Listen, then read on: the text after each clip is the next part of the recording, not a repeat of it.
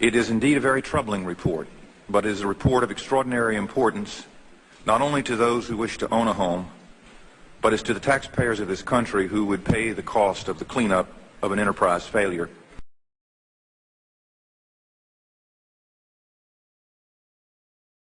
The analysis makes clear that more resources must be brought to bear to ensure the highest standards of conduct are not only required, but more importantly, they are actually met. Through nearly a dozen hearings where, frankly, we were trying to fix something that wasn't broke. Mr. Chairman, we do not have a crisis at Freddie Mac, and in particular at Fannie Mae, under the outstanding leadership of Mr. Frank Raines. And as well as the fact that I'm just pissed off at Ophelia, because if it wasn't for you, I don't think that we'd be here in the first place. And now the problem that we have and that we're faced with is maybe some individuals who wanted to do away with GSEs in the first place, you've given them an excuse to try to have this forum so that we can talk about it and maybe change the direction and the mission of what the GSEs had, which they've done a tremendous job. There's been nothing that was indicated that's wrong, you know, with Fannie Mae. Freddie Mac has come up on its own, and the question that then presents is the competence that your agency has with reference to deciding and regulating these GSEs. And so I wish I could sit here and say that I'm not upset with you, but I am very upset because, you know, what you do is you give, you know, maybe giving a reason to, as Mr. Gonzalez said, to give someone a heart surgery when they really don't need it.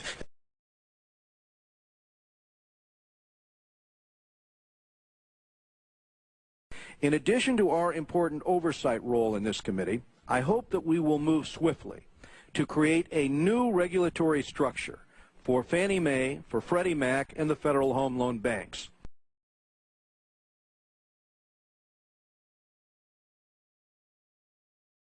This hearing is about the political lynching of Franklin Raines.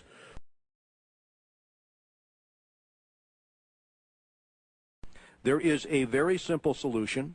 Congress must create a new regulator with powers at least equal to those of other financial regulators, such as the OCC or the Federal Reserve.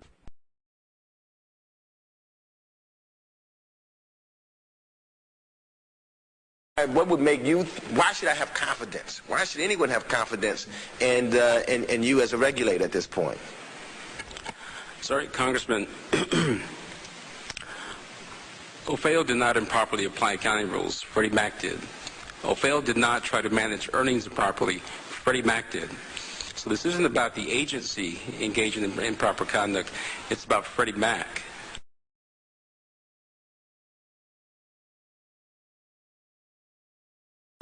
And we passed Sarbanes-Oxley, which was a very tough response to that. And then I realized that Fannie Mae and Freddie Mac wouldn't even come under it. They weren't under the 34 Act. They weren't under the 33 Act. They play by their own rules, and I'm tempted to ask how many people in this room are in the payroll of Fannie Mae, because what they do is they basically hire every lobbyist they can possibly hire. They hire some people to lobby, and they hire some people not to lobby so that the opposition can't hire them. But a concern that I have is you're making very specific, what you have correctly acknowledged, broad and categorical judgments about the management of this institution, about the willfulness of practices that may or may not be in controversy. You've imputed various motives to the people running the organization. You went to the board and put a 48-hour ultimatum on them without having any specific regulatory authority to put that kind of ultimatum on them. That sounds like some kind of an invisible line has been crossed. Fannie Mae has manipulated, in my judgment, OFAO for years. And for OFAO to finally come out with a report as strong as it is tells me that's got to be the minimum, not the maximum. Etc.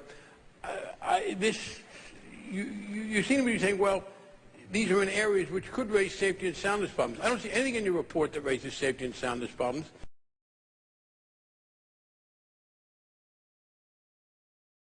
under the outstanding leadership of Mr. Frank Raines. Everything in the 1992 Act has worked just fine. In fact, the GSEs have exceeded their housing goals. What we need to do today is to focus on the regulator, and this must be done in a manner so as not to impede their affordable housing mission, a mission that has seen innovation flourish from desktop underwriting to 100% loans.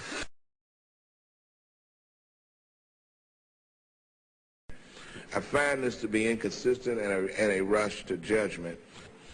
I get the feeling that the markets are not worried about the safety and soundness of Fannie Mae, as Ofeo says that it is, but of course the markets are not political. But I have seen nothing in here that suggests that the safety and soundness are at issue, and I think it serves us badly to raise safety and soundness as a kind of a general shibboleth when it does not seem to me to be an issue. Mr. Raines, $1.1 million bonus on a $526,000 salary. Jamie Gorlick, $779,000 bonus on a salary of $567,000. And this is what you state on page 11 is nothing less than staggering. The 1998 earnings per share number turned out to be $3.23 and 9 mils. A result that Fannie Mae met the EPS maximum payout goal right down to the penny. Fannie Mae understood the rules and simply chose not to follow them. That if Fannie Mae had followed the practices, there wouldn't have been a bonus that year.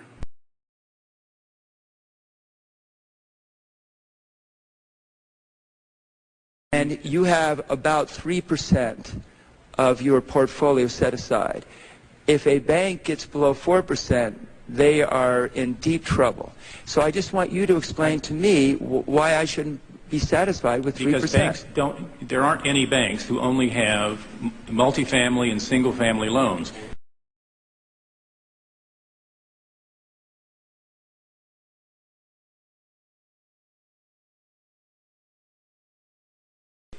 These assets are so riskless that their capital for holding them should be under 2%. Fine.